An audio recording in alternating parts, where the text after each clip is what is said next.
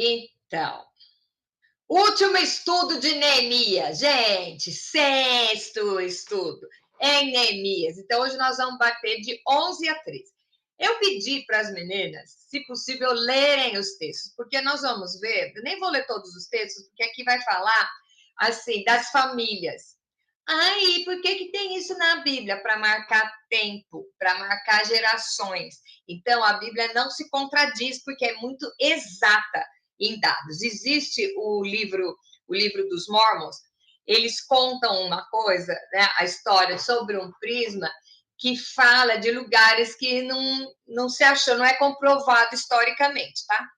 E a nossa Bíblia preza muito por isso. Então, você vê lá, o Jardim do Éden, entre o rio Tigre, o rio Eufrates, a família fulano era fulano, filho de ciclano, para você contar as gerações, contar o tempo e o lugar, tá?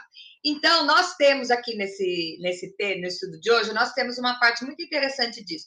E ainda tem um outro lado. Se você leu e fica pensando, o que eu vou aprender com isso? Você vai aprender, nós vamos aprender muito.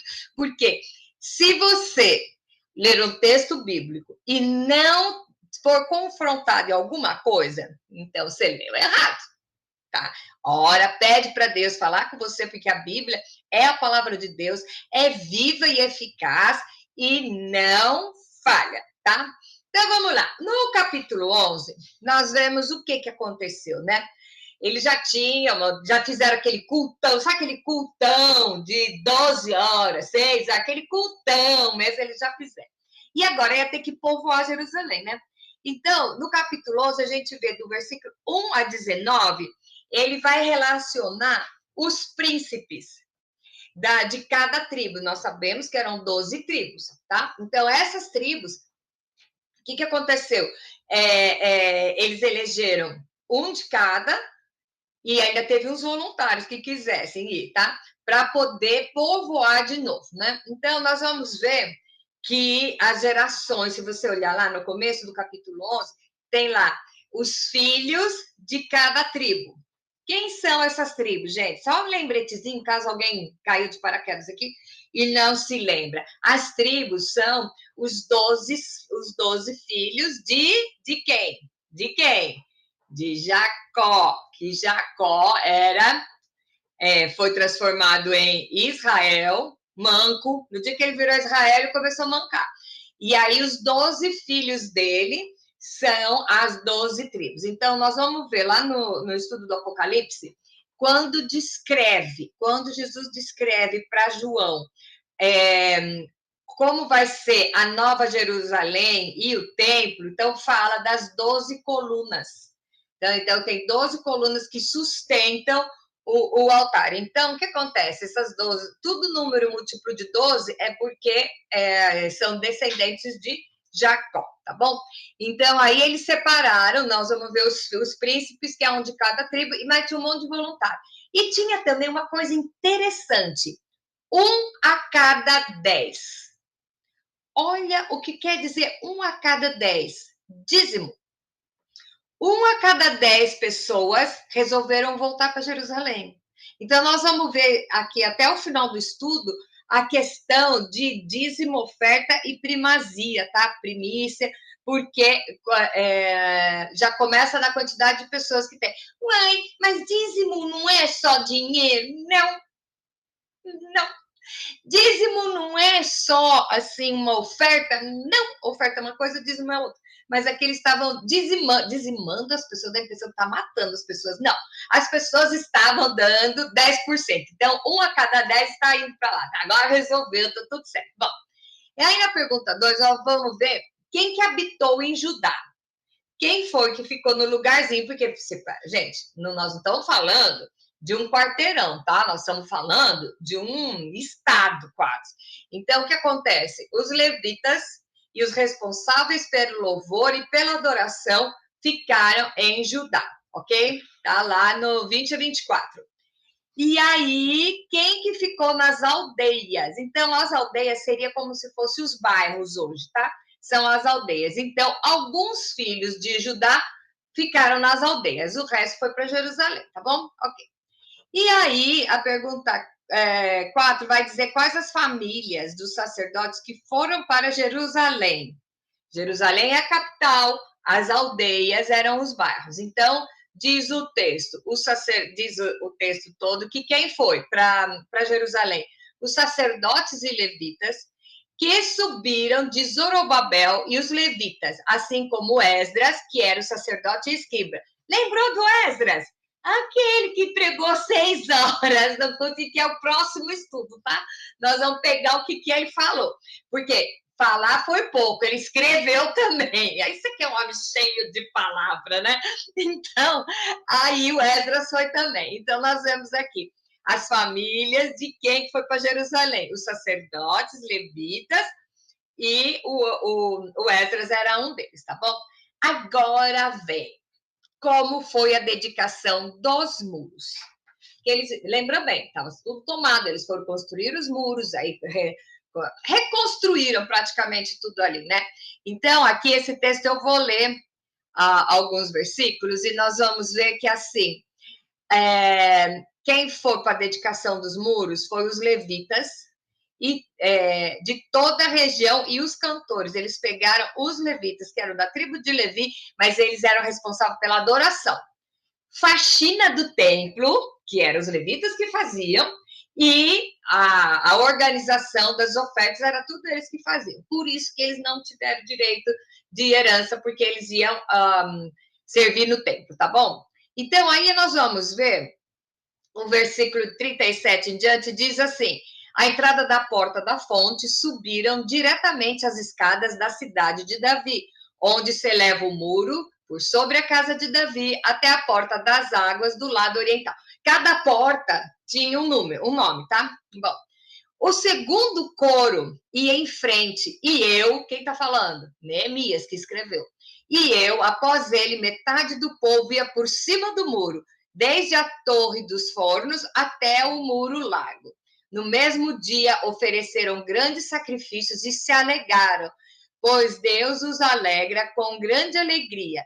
Também as mulheres e os meninos se alegraram, de modo que o júbilo de Jerusalém se ouviu até de longe. Olha que cena! A igreja toda, uma cidade toda se alegrando com um feito. Não tinha ninguém dizendo, ai, eu trabalhei mais, então eu tenho que sentar no banco da frente. Ai, não gosto dele, porque ele é metido, só porque trabalhou muito lá. Não, não, não. Aqui nós vemos o que é o genuíno, tá? Eles foram fazer adoração, como que para inaugurar os muros. Então, você imagina, eles ficaram muito tempo espalhados, Jerusalém foi saqueada, foi destruída e estava nascendo tudo de novo. Então, o que acontece? Por que Esdras teve que ir? Porque ele era alfabetizado, né? Ele era o escriba, e eles resolveram fazer tudo conforme tinha sido antes. E como saber se já tinha morrido e trocado todo mundo? Então, por causa quando Deus ele faz uma coisa, é completo, né? Deus queria o quê? Que preservasse os textos para poder repetir. E é por isso que nós estamos até hoje aqui, tá?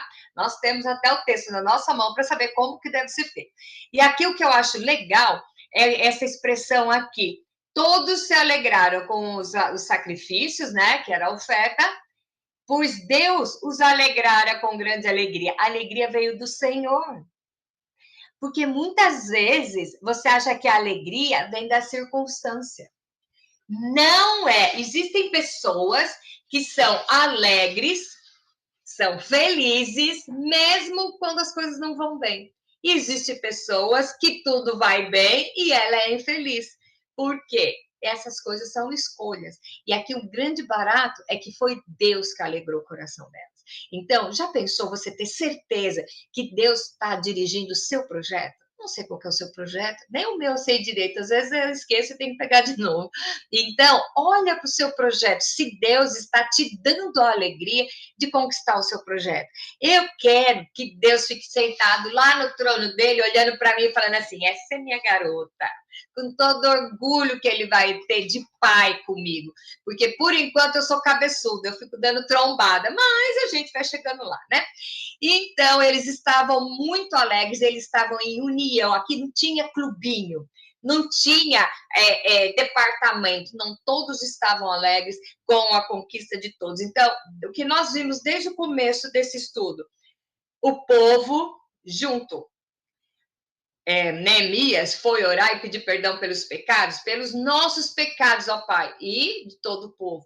Você pode ver que no livro inteiro, quando se levanta, eles se levantam como um povo, como um corpo. Não é assim, Senhor, abençoa, perdoa ele dos pecados e me salva que eu sou santão. Não. Todos eles se colocam como um corpo. E eu acho que é isso que está faltando na nossa igreja hoje em dia, é a unidade. Porque quando você tem unidade, a coisa funciona. Olha, por falar em unidade, nem ia falar desse texto hoje, mas eu já tenho até uma mensagem aí no YouTube sobre isso, que é o seguinte. Vamos lembrar lá de Gênesis, né? Tá lá, Gênesis, resolveram construir a Torre de Babel. Que a ideia deles era o quê? Vamos construir uma torre, é para chegar aos céus e a gente poder bater papo face to face, tá? Cara a cara. A Bíblia diz o seguinte, olha só que louco.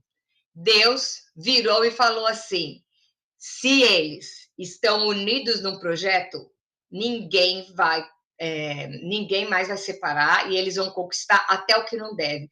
Vamos causar divisão. E foi aí que houve a distribuição de idiomas.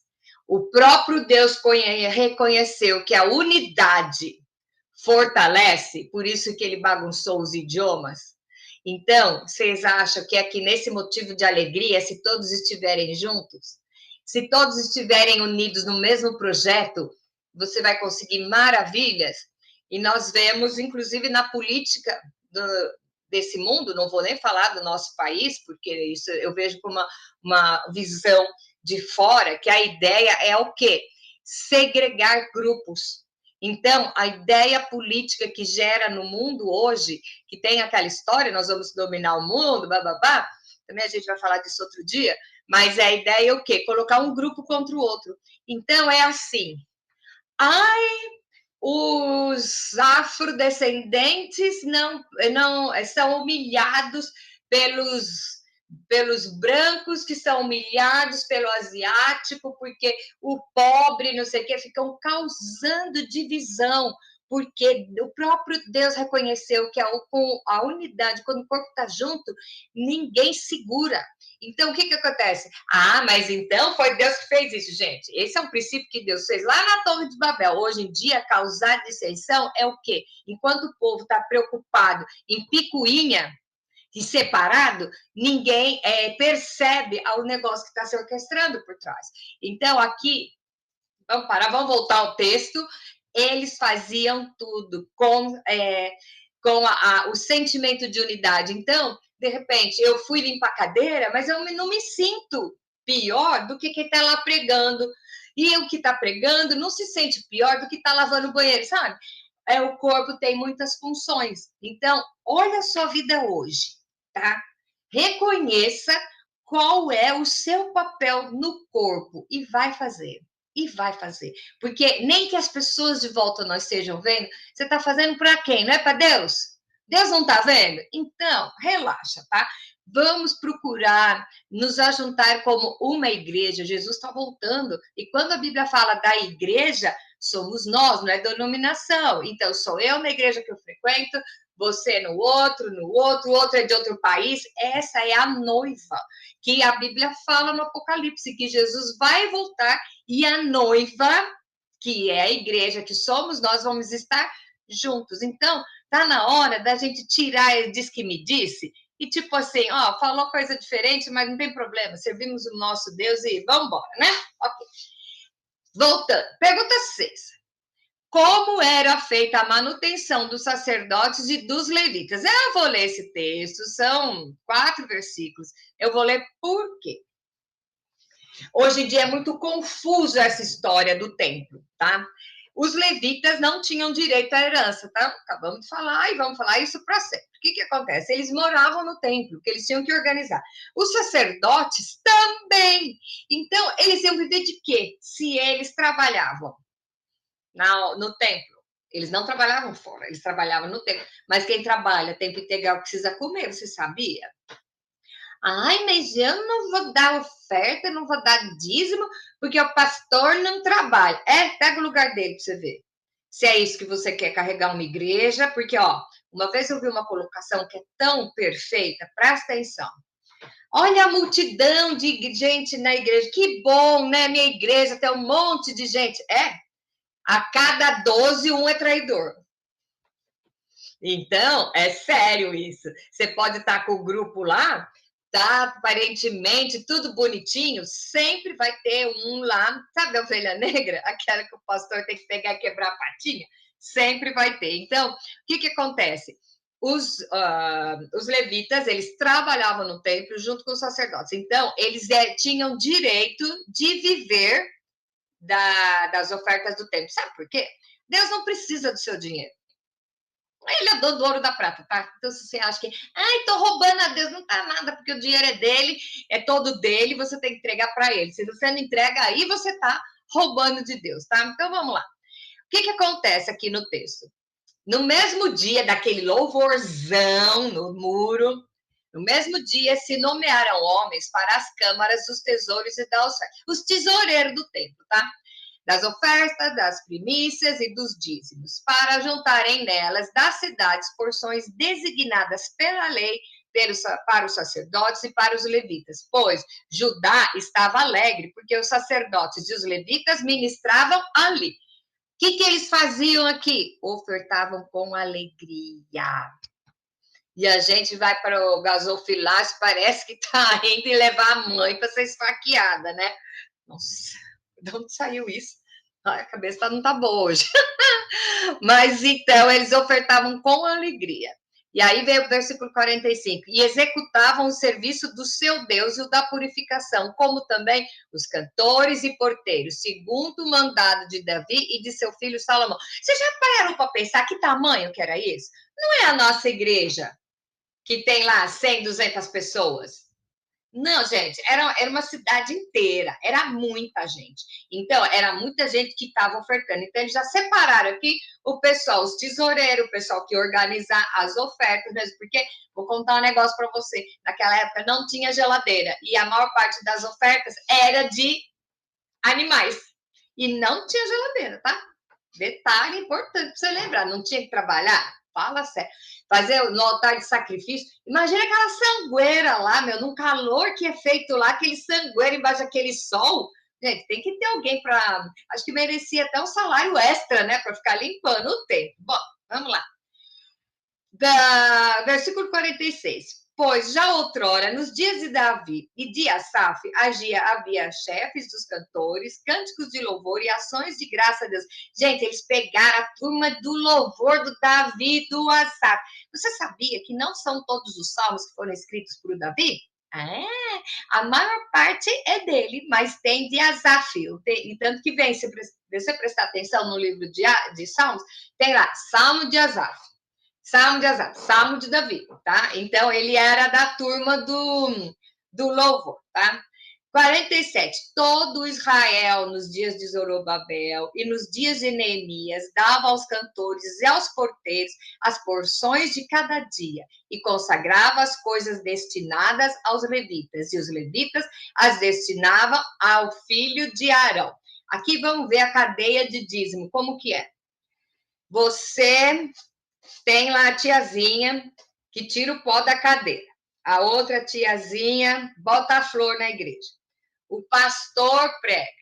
Sei lá, tem a menina que limpa o quintal. Todo mundo tinha direito à sua ração. E é muito engraçado que a porção por um dia. Então, acho que era marmitex, né? Que entregava. Em São Paulo, a gente fala marmitex, mas tem lugar que fala quentinha. Eu acho que era isso. Tinha a tia para fazer as quentinhas, para dar para o povo. Você viu que dava de acordo com o dia. Então, eles não tinham, assim, aquela ganância de ajuntar, de ajuntar. A vida deles era consagrada no templo e eles recebiam o suficiente para comer naquele dia, tá? Ok.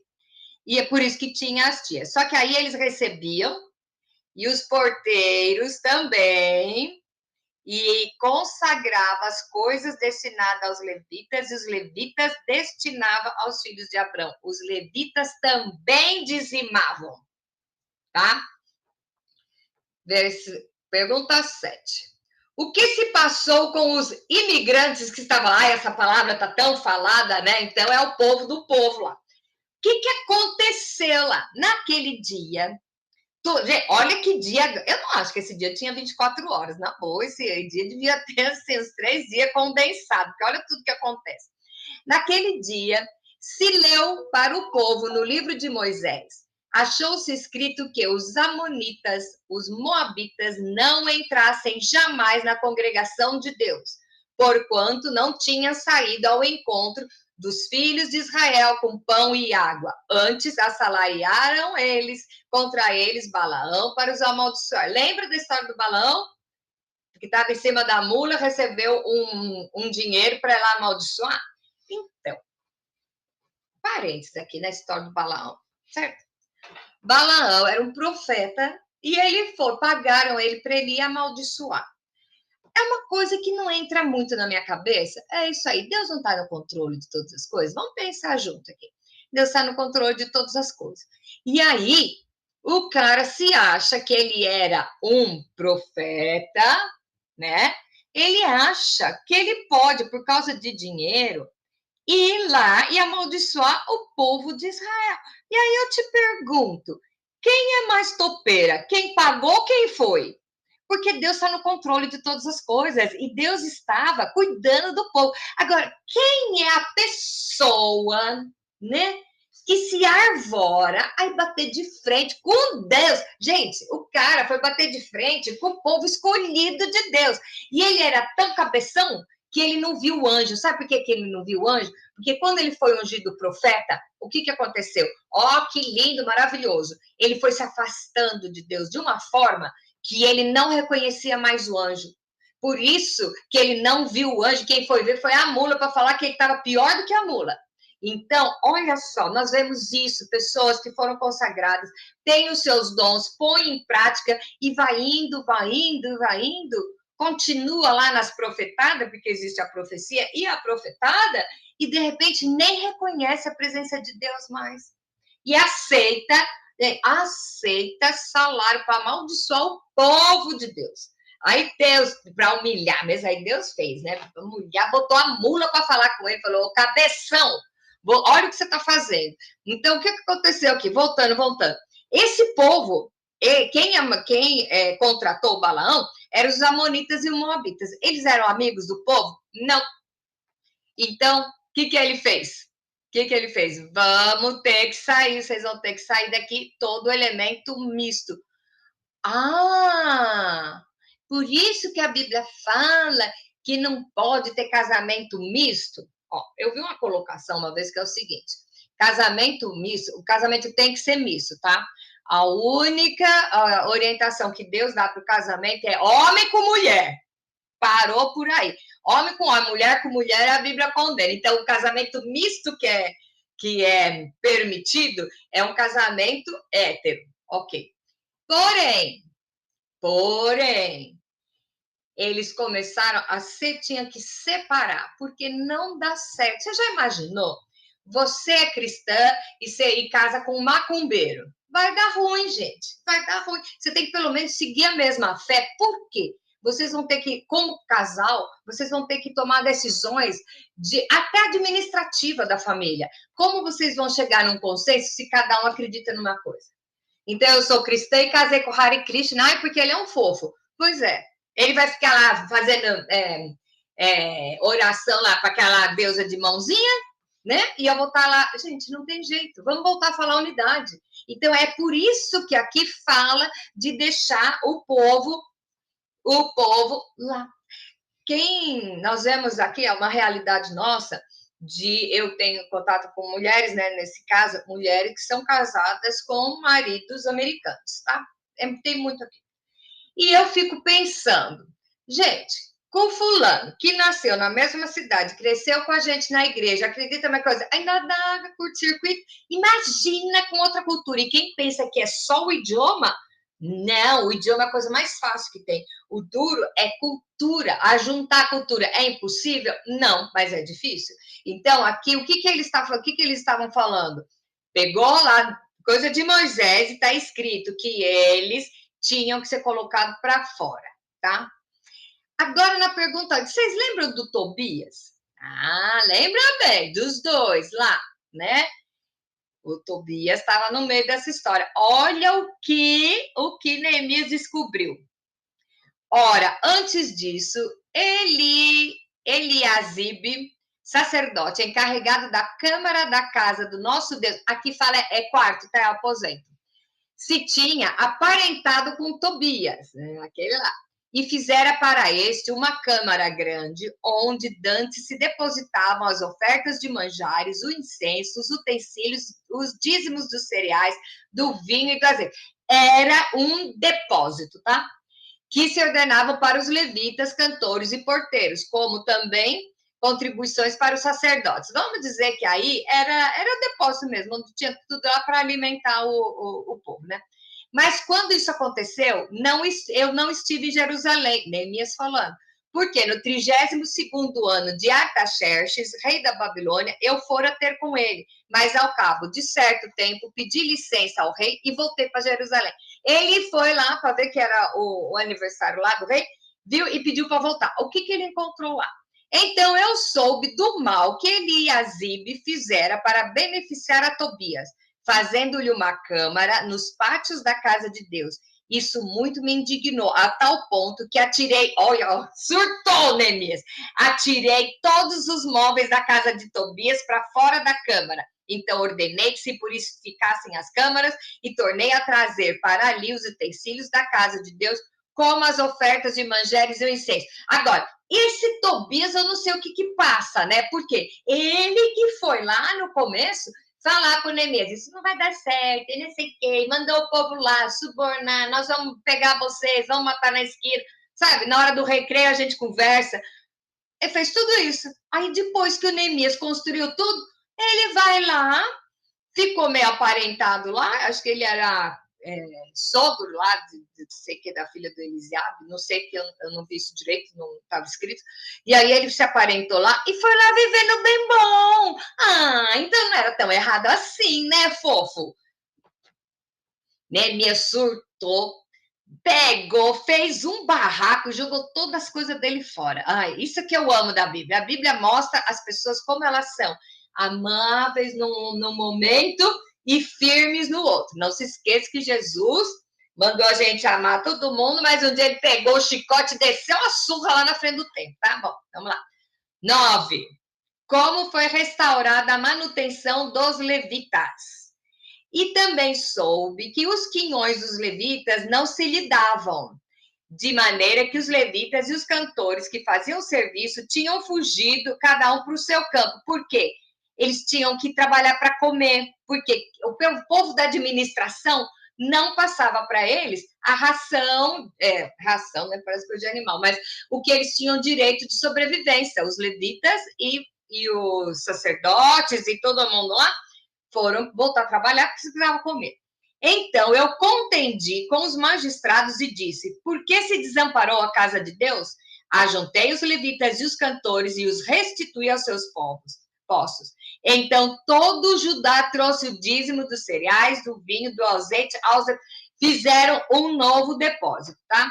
Por tesoureiros dos depósitos, por Selemias, o sacerdote, Zadok, o escrivão, e dentre os levitas, Padaías, como assistente deles. Anã, filho de Zacur, filho de Matanias, e aí vai todo mundo que, por isso, Deus meu, lembra-te de mim e não apagues os benefícios que eu fiz à casa do meu Deus e para o seu serviço. Ok.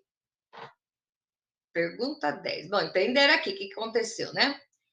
Aí vem, o que causou a retomada de Neemias quanto à observância do sábado? Aqui que nós vamos parar, vamos lá.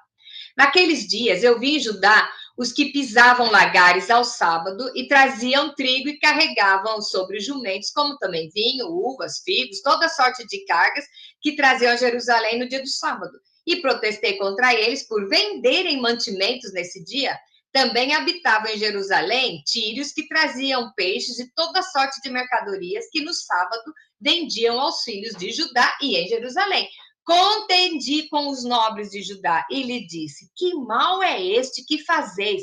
profanando o dia de sábado. Acaso não fizeram vossos pais assim? E não trouxe o nosso Deus todo este mal sobre nós e sobre essa cidade? E vós ainda trazeis ira maior sobre Israel, profanando o sábado. O que é que ele viu? Feirinha na porta da igreja. Exatamente. E eles estavam na lei de Moisés. Jesus não tinha vindo ainda. Então, era lá, as tabuinhas lá dos 10 mandamentos. Então, o que eu acho interessante é que todas as atitudes deles foram em consequência da leitura dos livros. Porque a lei estava escrita e eles começar a refazer, é assim, vamos começar do zero e fazer direito. Então, a pergunta vem: quantas vezes na nossa vida nós tivemos que parar e começar de novo? E quando você para e começa de novo, em que você se baseia? É na palavra? É nas experiências antigas? É na dor do seu coração? É no desespero de não ter conseguido o que você queria? Como que você age quando vai começar de novo? Nós temos o manual do fabricante, tem tudo ali.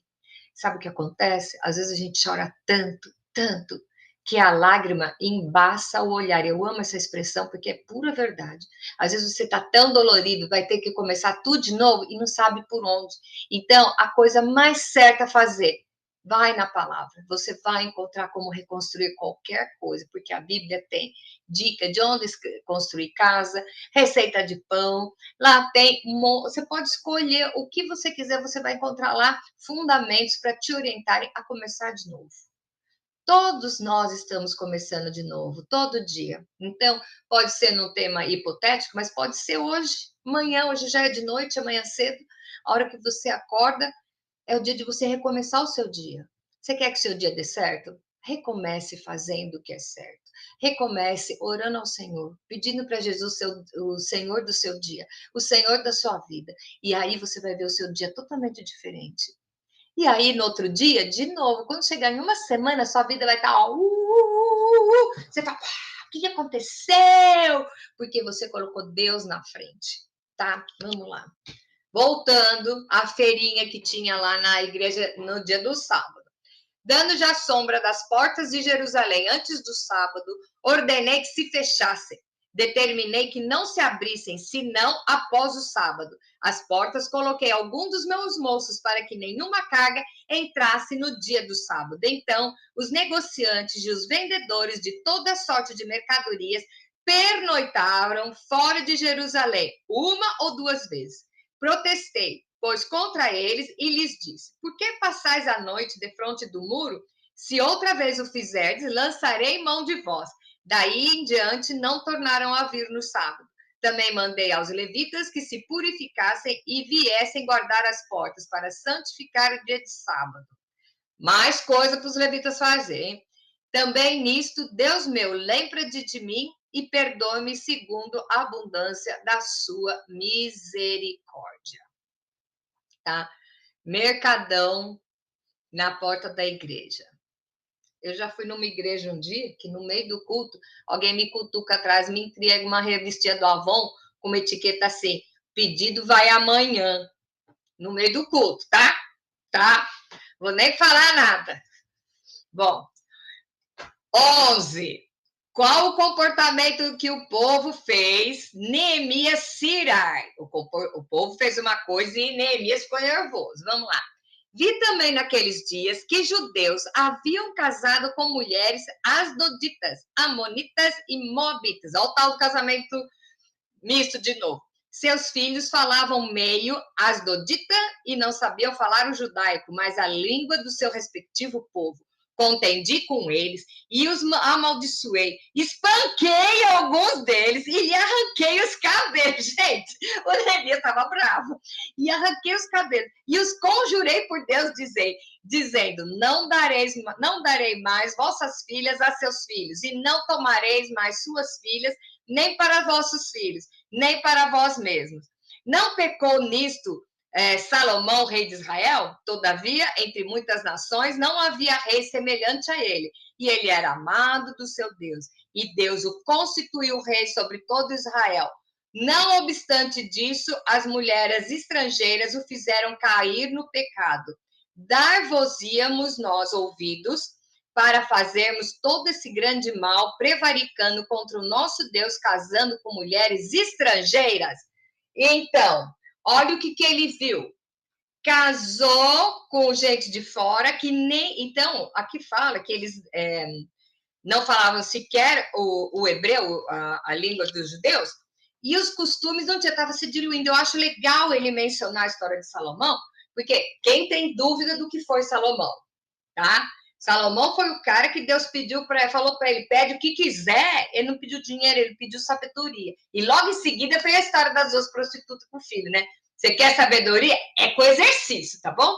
E Salomão, até hoje, é falado no nome dele. Então você vê tudo que ele fez, até ele casar com uma mulherada que eram mulheres de outros povos, e elas fizeram altares aos deuses deles, e você só vê Salomão, você vê, não fala mais bem dele, não fala mais nada. A vida dele acabou fazendo templo e culto para deuses pagãos, porque era das mulheres deles. Então, voltando a falar, como que é muito lindo você falar, ai, que lindo, sabe? A história da Disney. Ai, que lindo, príncipe casou com a plebeia e viveram felizes para sempre. Sabe por que essa história acaba no casamento? Porque eles não viveram felizes para todo sempre. Porque no dia seguinte, o que ela é acostumada a fazer, a comer, era diferente daquilo que ele era acostumado. Então, pode ver, história de Walt Disney, conto de fadas, acaba no dia do casamento para você não se desanimar, tá? Porque não vai funcionar. Agora, tem gente que encara, ok, oração dobrada para essa pessoa. Agora, o que você está querendo? Paz e sossego, ou você gosta de viver perigosamente? Se você gosta, então pega um bem diferente. Ó. Conheci uns Hare Krishna aí que é legal, viu? Usa até saia cor-de-rosa e pinta a cara, gente. Fala sério. Bom, voltando aqui. Um dos filhos de Joiada, filho do sumo sacerdote Eliasibe, era genro de Sambalat. Lembra do Sambalat? Que era o Sambalat e o Tobias? Ok. Ele era genro, pelo que o afugentei de mim. Lembra-te deles, meu Deus, pois contaminaram o sacerdócio, como também a aliança sacerdotal e levítica. Gente, o Neemias, ele pediu, ele foi tudo legalzinho, você vê que ele foi calmo, sereno e tranquilo, um homem de pulso. Só que a hora que ele viu que todo o trabalho que ele fez com os homens dele, o pessoal estava fazendo bagunça, gente, ele surtou, ele arrancou os cabelos do povo. A Bíblia fala, irai-vos e não pequeis. Quer dizer, deixa você ficar nervoso. Você pode ficar nervoso quando você vê uma coisa contra a palavra de Deus. Você pode ficar nervoso, só que não pequeis, né? Irai-vos e não pequeis. E ele pegou e botou o pessoal para correr, literalmente. Gente, careca, ele arrancou os cabelos, achei o máximo isso aqui. E aí ele foi, né, ainda separando o povo, porque o Sambalat e o Tobias eram aqueles lá que tentaram sabotar o projeto e depois foram usufruir do coisa bom. Ah, que fofo. Bom, a pergunta 12 é o seguinte: como ficou o final da história? Bonitinho. Lá, 2 versículos, diz o seguinte: limpei-os, pois, de toda estrangeirice, você já sabe o que é, né? E designei o serviço dos sacerdotes e dos levitas, cada um no seu mistério, como também o fornecimento de lenha em tempos determinados, bem como as primícias. Lembra-te de mim, Deus meu, para o meu bem. Tudo isso que ele fez não era para ele. Ele estava fazendo para o Senhor. Ele tinha certeza que esse projeto era Deus que tinha chamado, porque Deus, quando chama, ele capacita. E ele, como um empregado do rei, gente, ele era o copeiro do rei, Deus ungiu dessa maneira, porque Deus sabia o coração dele antes do exílio e conhecia o coração dele no meio e pôde apostar nele o coração dele depois. Então, o que acontece aqui? Nós temos que pensar hoje. Para pensar, nós temos 2 coisas aqui. Quais os princípios da lei de hoje que eu estou infringindo? Não precisa falar para mim, nem para ninguém. Fala para o seu travesseiro, que você for pegar no sono. Quais os princípios da Bíblia que estão sendo amortecidos com na vida moderna, o corre-corre, com os desejos do seu coração. E aí? Qual o princípio bíblico que você está infringindo? Ah, eu não sei. Não sei, vai pegar a Bíblia que você vai achar. Um monte de coisa. E o legal é quando você se sente confrontado, porque quer dizer que o seu ouvido está sensível à voz do Senhor. Então, Deus chama você a todo instante a rever o seu processo, a rever aonde você está, para poder ir melhorando e caminhando junto para ir para a glória, tá? Agora vem a outra pergunta. Eu tenho consciência das consequências? Será que você sabe exatamente qual a infração que você vai cometer, as consequências que isso vai trazer? Como que está a sua vida em relação ao projeto de Deus? Que parte, que personagem dessa história que nós contamos, que é verídica, qual personagem você se identifica e qual é a sua postura hoje? Qual é a sua postura quando o mundo vem afrontar ou bater de frente com o princípio bíblico que está dentro de você? Aí você fica quieto para não ser humilhado, para não ser zombado, aí você fica quieto e faz parte do grupinho. E eu vou encerrar com uma frase do pastor Leandro Barreto, que amava quando ele falava isso, que é muito sério. Preste atenção. A necessidade derruba o padrão. Quando você está numa necessidade, o seu padrão moral, o seu padrão bíblico, o seu padrão vai caindo, porque você está numa necessidade. Isso é certo? Claro que não. Seja firme nos seus valores. Tenha a sua Bíblia do lado, estude ela sempre. Tenha na sua cabeça que Deus permitiu que fosse contada a história de homens como nós na Bíblia, para dizer o quê? O que eles conseguiram, nós também podemos conseguir, porque a força não está em mim, não está em você, a força está nele. Pensa ao que você está infringindo a lei do Senhor e qual padrão você está deixando derrubar por causa de uma aparente necessidade. E com isso a gente termina o estudo de Neemias e semana que vem vamos pegar o Esdras. Aí você vai saber muito mais sobre o Esdras, tá bom? Beijo para vocês e até já!